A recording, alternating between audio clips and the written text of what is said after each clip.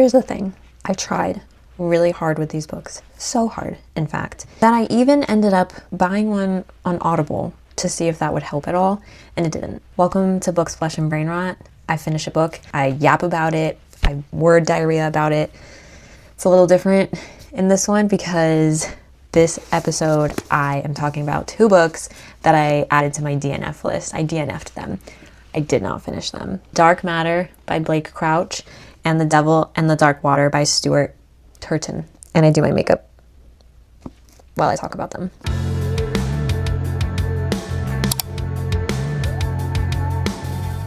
Let's start with Dark Matter. I think what happened with Dark Matter was I kept seeing it on TikTok. I kept seeing all these people saying how fucking great it was. And oh my god, this book was so crazy. The twist had me on the ground. Like, it was in so... Oh, there's literally something on my face. That's so fucking sick and amazing. Maybe the twists are good. I don't know. I didn't get that far. Basically, I thought it was a horror sci-fi thriller with crazy twists at every corner.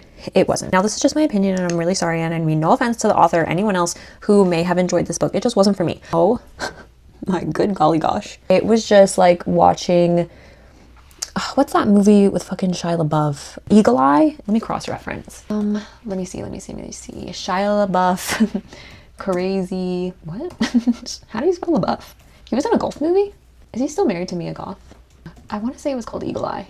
Yeah. And that one's like about technology and stuff, but I feel like even more than that one, it was like The Matrix in a way, maybe. I'm trying to think of just similar things. Because basically what we're doing is we're quantum field jumping. We're going into a different world, different dimensions. Like, we're existing in multiple different universes, not just our own.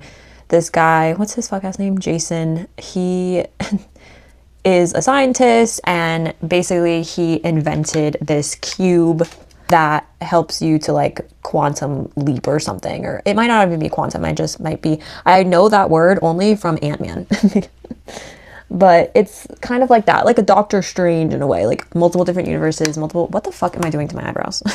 This is supposed to be a very simple, like bronzy, cutesy, no makeup look, and I have done something that is just atrocious to the human eye. There's multiple Jasons, and there's multiple Daniellas, which is his wife, and there's multiple Amandas, and there's multiple of everyone, and they're all in these different dimensions, and it's very confusing. I will say, I'm not ashamed to admit that I do feel like it's not my category. Sci-fi is not my category, and it's definitely heavy on the sci-fi. There was no horror. I swear I seen TikToks of people saying that it was a horror. And maybe there's a part that I missed because I already DNF'd it. So maybe there's a part, right? I think I fixed them. Let's see what it's categorized as, okay? And they made it a show. I looked up the IMDb page for Dark Matter, and because I wanted to see who played Jason, because in my head I kind of thought, oh, maybe he's hot, would smash. But the guy that they picked to play him is very ordinary looking. I'm sorry. I'm not.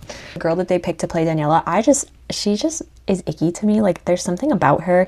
Every film I've seen her in, she's been like irritated and depressed and sad, and she makes me feel weird. Let's see what it says. It's a thriller science fiction novel. Okay. I don't know where I got horror from. Novel, thriller, suspense, psychological fiction. Is Dark Matter a hard read? No. According to you guys. Fast speed, story moves very fast. Okay, I agree with that. It does move pretty fast. When I started listening to the audio, I was realizing that like I was not listening, and I'm pretty good with audiobooks usually. That's a good way for me to finish a book faster. I have the physical copy and then I go with the Audible. And that way I can like do animal chores and clean and just do other shit while I'm listening, right? That's kind of the whole purpose of the audio book world. I hadn't listened for like 2 days, and then when I went back in to listen to it today, they're like on a train and it's like a roller coaster, and I'm like, where the fuck are they? Like I have no idea what's going on. Amanda and Jason are on a train and they're somewhere, and I'm just like, okay, like I don't know. Yeah, big ideas. The book uses ideas like quantum physics and alternate realities. That's just not... I think what I'm doing with this video is outing my own intelligence. Simple science. The author explains these ideas in a way that is easy to understand without a science degree. Maybe to some. Here's where we're gonna start to wrap up the Dark Matter thing. Science fiction is not my category. I like psychological thrillers. I like mind-bending thrillers. I like suspense. I don't like science fiction. I don't like science fiction movies. A guy that I talked to for a little while, who did catfish me, by the way, he made me watch The Matrix, and I just didn't like it. I felt like it was so confusing. It's past my brain. Could I maybe possibly bring myself to understand it? Maybe. Do I want to? No, I don't fucking feel like it. The Keanu Reeves is hot. That's all we need to know. Is that what the movie's about? I don't think so. It's just not my genre. And I clearly went into it thinking it was something else. I was just too focused on like wanting it to be crazier, and it just wasn't getting crazier. So it was just like a big letdown for me. I don't know. Let's see some criticisms about it. Some readers feel the book focuses too much on action and plot, leaving little room for deep emotional growth in the characters. Agreed. I don't care about Jason. I don't care about Daniela. I don't even care if he makes it back to his family or not. He's kind of annoying anyways. There's like a bigger plot of life choices, regret, and the path not taken, which I could see that is like, it definitely is a theme. I could just think that in my head. If you read a lot of hard science fiction, the plot twist and multiverse logic might feel a bit predictable or fast and loose. I don't read science fiction at all, so to me, I felt very like loosely interested. I DNF'd it. Just in case you've read it, I got to the point where they're on this like roller coaster train, and I guess they're like trying to get back now to the cube because they've like seen enough. The moral of the story for that I've been talking about for 12 minutes is that I went into the book thinking it was a horror or this like really crazy thriller, and it's just truly a sci-fi. That's my own problem. It's my own fault. It's not the author's fault. I mean, if you're reading science fiction, it's probably really great for you. You'd probably really enjoy it. Maybe if I tried to watch the show, but I feel like even the show is like, I'm not gonna like it in my, if I don't like science fiction in general, I'm not gonna like the show. Quit while you're ahead. On to the next one. Oh my god. The next book that I DNF'd this month was called The Devil in the Dark Water by Stuart Turton. I'm really being vulnerable here and telling why I did not finish this book. And so I need you to be nice to me about it, all right? I'm in Barnes & Noble back in South Florida with my mom. We're walking around. I see this on the shelf. I don't remember what section it was in. The cover and the title captivate me. I pick it up. A Murder on the High Seas. Detective duo, a demon who may or may not exist. Do I read the whole summary? No, I skim it. And then I see, for fans of Stephen King, The Devil in the Dark Water brings a chilling new spin to the Sherlock Holmes detective duo in a thriller of supernatural horror, occult suspicion, and paranormal mystery on the high seas. Sounds fucking phenomenal, right? I'll talk about what the story's about before I out myself. And then let's look it up on here so that we can see what it's about. I should have pulled my computer way closer. It is a 2020 historical mystery and horror novel by Stuart Turton.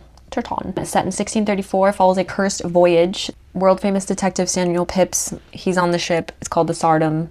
He travels from Batavia to Amsterdam to face his execution. His bodyguard, Arnett, is with him. Or Arndt.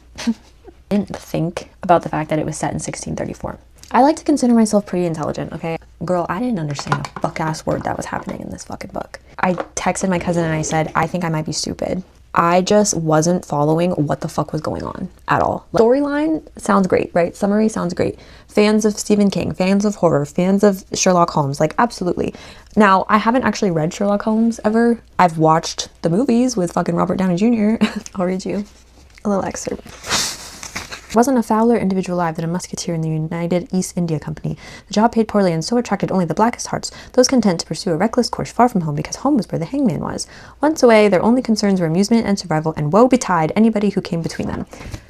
The way that it's written, the language that they're using, the vocab that they're using, it's not something I understand. It's very much from that time period, and I don't get it. The way that the dialogue is being done and the way that I don't know, like I don't get it, and I it's hard to follow a story when you're just not understanding like what's going on. Obviously, like if I can't follow the pacing and keep up with it, then I'm not gonna have a good time reading it, obviously, because I don't know what the fuck is going on. And I'm disappointed, and maybe one day I can come back to it, like if my mom reads it first and like or if anyone I know reads it first and can give me like a better idea of like what's going on, or maybe if I do like a book club. Maybe the audiobook might be better. I'm not sure. Even when my mom watches like Downton Abbey, I feel like I can't, like, I don't understand like that pacing or that dialogue either. Let's look at Goodreads. Genre bending novel. Like, that's sick to me. Like, combining elements of historical fiction, murder mystery, and horror. That's cool. It only has a 3.83 on Goodreads. I want to read one of the 1-star reviews. Oh, I guess he wrote The 7.5 Deaths of Evelyn Hardcastle, and I've heard a lot of really good praise about that book. This person says, spoiler alert, I was really enjoying it, then it starts to drag, but I'm not minding it because I'm hoping the payoff will be good. But the ending, what the fuck was that? This felt like an episode of Scooby-Doo. That was written by Joan on Goodreads. That's fucking so funny. Save some time and watch Scooby-Doo instead. 2 reviews calling it like Scooby-Doo. Oh my god. Cheated on this book a little bit because I was so bored halfway in. Yeah. I'm gonna read more bad reviews. Nothing much to say since I didn't finish the book. What's it called when like way that something's written? I had to look up what it was called. So it's a combination of prose, which is how the author writes. So like sentence structure, vocabulary, rhythm, descriptions, right? Period style / archaic language, which is the time period. So like why I don't understand. And then syntax, the way that the sentences are constructed. Older / formal feeling. Syntax can make you go, what the actual fuck is going on? That's exactly how I feel. We're getting a delivery. Cadence is the rhythm and flow of sentences, and then diction, so the specific vocabulary, word choices that the author uses. So all of that is why I didn't fucking understand what was going on. We'll go ahead and hold for the dogs. Have I read historical fiction yet? No, but I have that one book on my TBR. I bought it a long time ago. The Nightingale by Kristen Hanna, I think. Let me fact check myself. I want like a juicy lip. My lips are really dry. I bit the shit out of them. Oh, I forgot to do my fake freckles. Nightingale. Yeah, Kristen Hanna. I have that on my TBR. Now I'm a little worried though, because what if it's like this one and I don't understand what the fuck is going on? Where is that one based? Oh, I ate some of it. Oh my god. Ew, it tastes bad. During World War II. Oh my god, I put too much. It's taken me a really long time to just simply say that I had to DNF these books due to my own mistakes, my own intelligence, my own lack of intelligence. I don't know what I want to read next. I did get a blind date with a book when I went to a Houston book festival, so I'll probably be reading that next. It is not at all embarrassing to DNF books because they aren't something that you would typically read, and or they're not something that you're interested in, and or they're too intelligent for your brain, because we all have different styles, we all have different interests, and that's okay. Don't look at my arm fat.